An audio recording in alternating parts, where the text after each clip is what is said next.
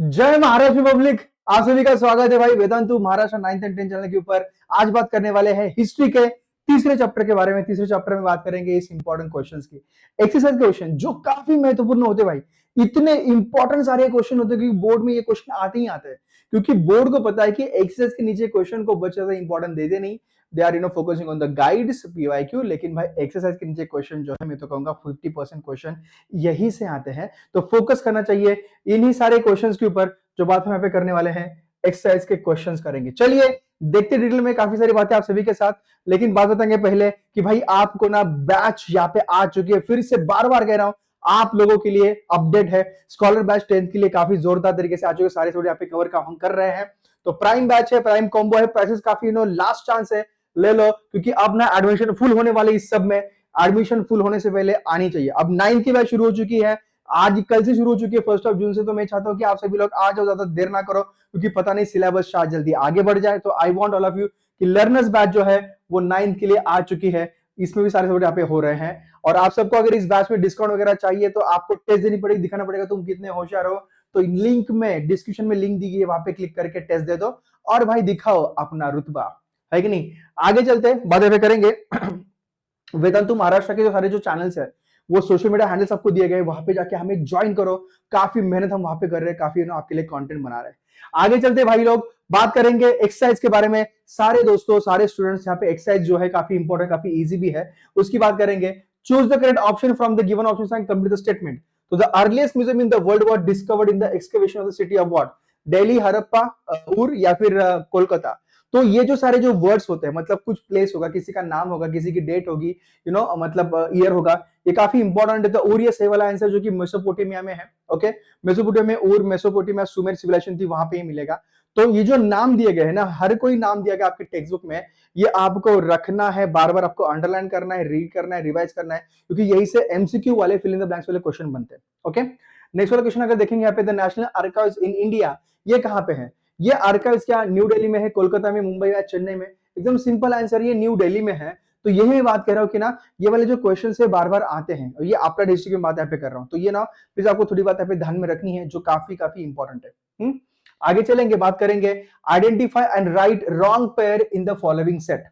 तो ये जो मैंने कहा था कि नेशनल वर्ल्ड हेरिटेज साइट जो है, तो वर्ल्ड हेरिटेज साइट एक्चुअली मतलब कहाँ पे है और वो क्या है? तो कुट्टियट्टम क्या है भाई? ये संस्कृत थिएटर केरला का है क्या? रमन, रामलीला, कालबेलिया, कालबेलिया फोक सॉन्ग है क्या? तो इसमें एक गलत कौन सा है? ओके, क्योंकि रॉन्ग पेयर वाले क्वेश्चन आपको 3 मार्क के लिए आते हैं, ये 3 मार्क आपको भूलने हैं नहीं है, जो मैं आपको अभी बता रहा हूँ। ओके, 3 मार्क बिल्कुल भी भूलने नहीं है, ये काफी इंपॉर्टेंट वाले सारे मार्क्स है। तो इसमें ये क्वेश्चन ना, ये पीवाईक्यू है। पीवाईक्यू मतलब क्या? ये प्रीवियस ईयर क्वेश्चन, मतलब काफी बार ये प्रीवियस ईयर के एग्जामिनेशन में आया है। तो रमन ये dance form in West Bengal नहीं, तो फिर क्या है? रमन क्या है? लिखो चैट बॉक्स में और मुझे बताओ कि रमन एक्चुअली है क्या। Okay, next, explain the following concept, ये आपको आता है 2 मार्क्स के लिए। 2 मार्क्स के लिए आता है। 40 वर्ड्स, ये आपके लिखने 30 to 40 वर्ड्स आपको लिखने हैं। ओके, एंड यहाँ पे ना आपको लिखना है भाई 4 to 6 पॉइंट। तो चाहूंगा आपको 4 to 6 पॉइंट आपके यहाँ पे आने चाहिए, जो कि काफी इंपॉर्टेंट वाली बात है। अप्लाइड हिस्ट्री होता क्या है? तो अप्लाइड हिस्ट्री क्या? अप्लाइड हिस्ट्री का आपको पहले डेफिनेशन लिखना है। ओके, ये क्या है अप्लाइड हिस्ट्री? क्या है applied history? When one subject is applied to the different fields and conclusions are derived, okay, it known as application of that subject. मतलब क्या कि एक सब्जेक्ट का एप्लीकेशन हम जब करते हैं रियल लाइफ में, उसे हम कहते हैं application of that particular subject. तो when objectives of history, history के जो ऑब्जेक्टिव्स है आर अप्लाइड, हिस्ट्री के जो ऑब्जेक्टिव्स अगर हम अप्लाई करते हैं अपनी पर्टिकुलर लाइफ में, ओके, एंड न्यू कंक्लूजन्स आती हैं हमारे लाइफ में, उसे कहते हैं अप्लाइड हिस्ट्री या फिर public history. Okay, so we are actually using the knowledge available in the history to solve our present problem and build our future. So use of this technique is known as applied history. Okay, so we get insights of the events that took place in the past through the history. And applied history जो होती है, ये concept है application of the knowledge of history. हमारे history का जो knowledge है वो हम कैसे अप्लाई करते हैं और उसका यूज करके हम जो अपने प्रेजेंट सिचुएशन है उसके लिए सोल्यूशन कैसे निकाल सकते हैं। तो कंटेम्प्रेरी जो सोशल इश्यूज, मतलब अभी के सोशल इश्यूज है, that include them in the social planning, वो हमें इंक्लूड करना है सोशल प्लानिंग में।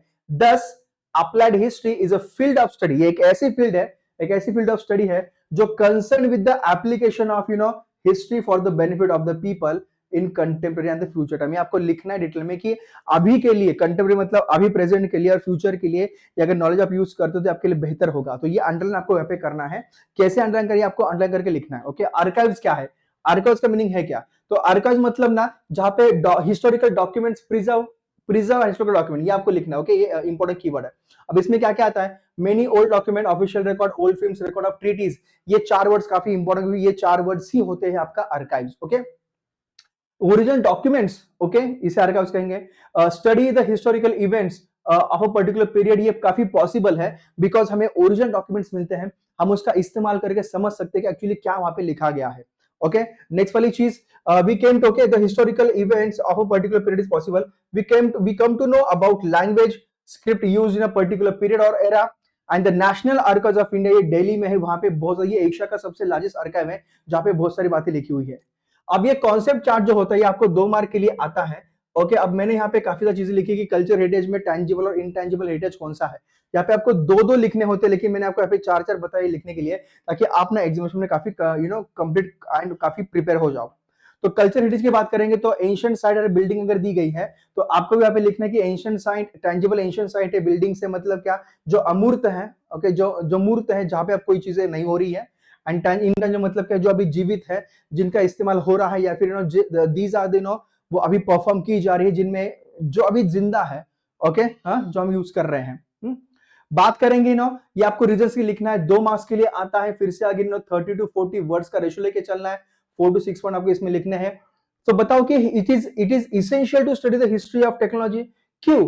क्योंकि देखो ह्यूमन ने ना काफी स्किल एक्वायर करी है। ओके, डिफरेंट स्किल्स आपको अंडरलाइन करना है, वेरियस चीज आपको, इवोल्यूशन, ये 3 वर्ड्स काफी इंपॉर्टेंट है। ओके, स्टोन टूल से लेके अगर हम बात यहाँ पे करेंगे, एग्रीकल्चर प्रोडक्शन की बात है, मेनी स्किल्स है, inter the age of science, ये ना अंडरलाइन करते हुए चलना, क्योंकि एग्जाम को क्या चाहिए पता है, एग्जाम को कीवर्ड चाहिए। अगर उससे पता चल गया भाई इसको स्टोन टूल्स पता है, स्किल्स पता है, साइंस पता है, देन आई थिंक वो कंफर्म हो जाएगा, इस बंदे को आंसर पता है, he will give you definitely the 2 marks. या एग्रीकल्चर का नाम आपने बता दिया, सेवरल चीज आपने बता दिया।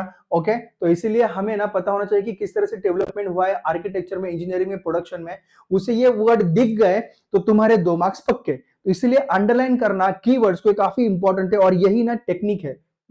आगे चलेंगे, the list of heritage, world heritage sites is announced by UNESCO. क्यों भाई?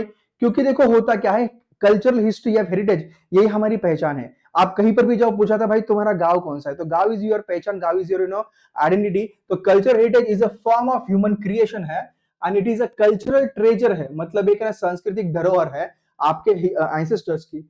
तो we feel connected to it and hence preserve and conserve, हम इसे प्रिजर्व करते हैं, कंजर्व करते हैं। This heritage is our asset, ये हमारा एसेट है, जो हमारे फ्यूचर जनरेशन के बेनिफिट के लिए भी है, क्योंकि उन्हें हम बता पाएंगे कि आप कहां से आए हो, कहां को जा रहे हो। Okay, and in order to save the heritage, UNESCO has announced some directives. क्या डायरेक्टिव दिया है? On the basis of those directives, list sites and traditions are declared as a world heritage. So it has helped us in promoting this sites as a tourist places. तो इसीलिए heritage को अगर हम promote करते हैं, protect करते हैं, तो as a tourist heritage site हम इसे प्रमोट कर सकते हैं, लोग यहाँ पे आएंगे, जानेंगे, पहचानेंगे अपनी हिस्ट्री को भाई। तो इसीलिए यूनेस्को जो करता है काफी बढ़िया काम यहाँ पे कर रहा है। आपको थोड़ा सा आंसर लिखना एलोबरेट करके 2 मार्क्स के लिए है, अगेन सॉरी 3 मार्क्स के लिए हम यहाँ पे लिख सकते हैं। 3 मार्क्स के लिए है 60 to 80 वर्ड्स यहाँ पे एक्सपेक्ट कर रहे हैं, एंड 6 to 8 पॉइंट्स हम यहाँ पे एक्सपेक्ट कर रहे हैं। So how is the method of history is useful in science में कैसे यूजफुल है, आर्ट्स में कैसे, मैनेजमेंट में कैसे। तो आप ना यहाँ पे लिख सकते हो कि ईच फील्ड की अपनी अपनी एक हिस्ट्री होती है। ओके, जो नॉलेज के ऊपर बेस्ड होती है। Every field is dependent on the start of the available knowledge, knowledge जो अवेलेबल है उसके ऊपर ही डिपेंड करता है कि फील्ड कैसे आगे जाएगी। तो इसलिए आप साइंस की फील्ड के बारे में लिख सकते हो कि साइंटिफिक डिस्कवरी आप लिख सकते हो, इन्वेंशन आपको यहाँ पे लिखना है। अगर तो हम एफर्ट कर रहे हैं to satisfy the needs and the curiosity of our society. तो ये चीजें अगर हम करेंगे तभी जाके हम आगे बढ़ सकते हैं। आर्ट जो है ये development of style of art होती है, जो इमोशनल कल्चरल एक नीड होती है हर सोसाइटी की। भाई स्टडिंग द आर्ट फॉर्म हम क्या चाहते हैं भाई, हम ट्रेडिशंस में जाते हैं, एक्सप्रेशन में जाते हैं, ह्यूमन कैसे फील करता था उसके बारे में हम समझते हैं। इसलिए आर्ट की पढ़ाई करना काफी इंपॉर्टेंट है। अगर नेक्स्ट वाला पार्ट देखेंगे मैनेजमेंट स्टडीज, ये क्या है, ये ऑल कंपोनेंट्स है कि किस तरह से हमने प्रोडक्शन को बढ़ा, किस तरह से हम आगे बढ़े हैं, टेक्नोलॉजी कैसे आगे बढ़ी, मैनेजमेंट हमने कैसे किया, प्रोडक्शन हमने कैसे किया, ये सारी चीजें समझेंगे तब जाके मानेंगे कि भाई ह्यूमन ने डेवलपमेंट कैसे करा। Okay, so different social and economic institution जो है ये involve in this industrial and commercial process. तो इसलिए नॉलेज ये काफी इंपॉर्टेंट है, इसलिए तीनों जो चीजें काफी मैटर करती है। इस तरीके से आप आंसर लिख सकते हो विन पॉइंट फॉर्मेट। मैं चाहता हूं कि हिस्ट्री के आंसर आप सब लोग पॉइंट फॉर्मेट में लिखो, कोई भी यहाँ पे पैराग्राफ फॉर्मेट में नहीं लिखेगा। Now how can we correlate applied history with our present? कैसे अप्लाइड हिस्ट्री हमारे प्रेजेंट कैसे कोरिलेट कर सकते हैं? देखो काफी सिंपल वाली बात है। ओके तो नॉलेज जो हमारा जो पास्ट का होता है, जैसे आप पहले आप इंट्रो लिखो, क्या लिखोगे आप? पहले इंट्रो लिखोगे। ओके इंट्रो में क्या लिखा गया है? History gives us knowledge about the events that happened in the past, and applied history हमें हेल्प करती है in understanding how knowledge can be put to use for our benefit as well as for the benefit of the future generations, है ना? तो knowledge हमारा जो past का है हमें यूजफुल होता है कि हम फ्यूचर में गलतियां ना करें। जो गलतियां हम ऑलरेडी कर चुके हैं, we should not repeat those mistake again and again. If you are repeating then we are not human, then we need to avoid those mistake for the better future. So ये आपको बात वहां पे लिखनी है। ओके समझो सभी लोग। And with the help of the applied history हम क्या कर रहे हैं? हम कंजर्व कर रहे हैं, प्रिजर्व कर रहे हैं हमारे हेरिटेज को, हमारी पहचान को, हमारी आइडेंटिटी को। And very important thing, we can be better equipped face to face social challenges जो आते हैं, उसे हम फेस अच्छी तरह से कर सकते हैं, है ना? हम काफी अच्छी तरह से उसकी बैटल कर सकते हैं, लड़ाई कर सकते हैं कि भाई हम लड़ते रहेंगे, हम रुकेंगे नहीं, झुकेंगे नहीं, डटे रहेंगे। Okay and very important thing कि the direction of future development is decided when rightly अगर एनालाइज हम करते हैं हिस्टोरिकल चीजों को, अपनी प्रॉब्लम्स को सोल्यूशन निकालते तो अपना फ्यूचर बेहतर होगा, है कि नहीं? क्या बात है। 10 सॉल्यूशन आपको बताने हैं कि किस तरह से आप प्रिजर्वेशन कर सकते हो सोर्सेज फ्रॉम द हिस्ट्री। तो पहला है भाई, आप अगर उससे अच्छी तरह स्टडी करते हो, आप क्या करो? रिटर्न सोर्स है, ओरल है या मटेरियल है, ये पहले ऑब्जर्व कर लो, है कि नहीं? तो पहले रेगुलर रिपेयर और मेंटेनेंस को यहाँ पे अंडरलाइन करो। ओके प्रिकॉशन है, एटमोस्फेयर को अंडरलाइन करो। ओके अवेयरनेस को अंडरलाइन करो।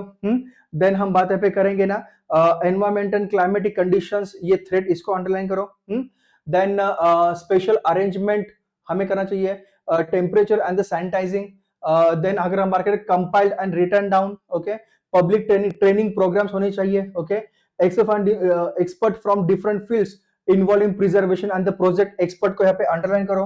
तो इतनी सारी जो चीजें हैं हम इसे अंडरलाइन करेंगे, एकदम को पता चलेगा भाई इसे पता है, मार्क्स दे दो भाई, रोका क्यों है, समझे हो? तो इस तरह से आप ना मार्क्स पा सकते हो। कौन से what objectives can be fulfilled through the heritage projects? तो आप क्या क्या ऑब्जेक्टिव फुलफिल कर सकते हो? पहले तो हम बात करेंगे प्रिजर्वेशन कंजर्वेशन होगा, local social structure and psychology of the local people को आप वहां पे जॉब दे सकते हो, उनको इंक्लूड कर सकते हो, इससे सोसाइटी काफी आगे बढ़ेगी। Process of completing the project of preservation, ये क्या करेगी? प्रिकॉशन के साथ अगर हम करेंगे तो लोगों के जो सेंटिमेंट्स है, सेंटिमेंट्स हर्ट नहीं होंगे। सेंटिमेंट वर्ड काफी इंपॉर्टेंट, इसे अंडरलाइन करना मैटर करता है। Then participation of the local people in the proposed project can be facilitated in order to engage and employ the local skill in a creative way and create a better opportunities of livelihood. It becomes easier to design systematic plans. Okay ये काफी easier है, आप systematic plan यहाँ पे कर सकते हो ताकि आपके पास सारी चीजें अवेलेबल है। तो ये जो सारी जो चीजें एक्सेस के क्वेश्चंस, ये चैप्टर जो आता है वो आपका 3 to 4 मार्क्स के लिए चैप्टर आता है, जो काफी इंपॉर्टेंट है, इसका ये वेटेज है। ये सारे क्वेश्चन के आंसर आपने नोटबुक में लिखने हैं, रिवाइज करने, अंडरलाइन करने मोस्ट ऑफ द कीवर्ड्स को, जिसको मैंने करी हुई है।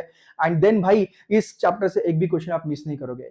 ये तो ही एक्सरसाइज की सीरीज है, लेकिन इसके बाद बहुत सारी सीरीज आ रही है आप सबके लिए। वे स्टे एंड ट्यून अपने चैनल के ऊपर, पीवाईक्यू हम लेके आ रहे हैं जल्दी। So till then please take care of yourself, tata bye bye, take care, thank you so much, जय महाराष्ट्र, धन्यवाद गाइस, बाय बाय।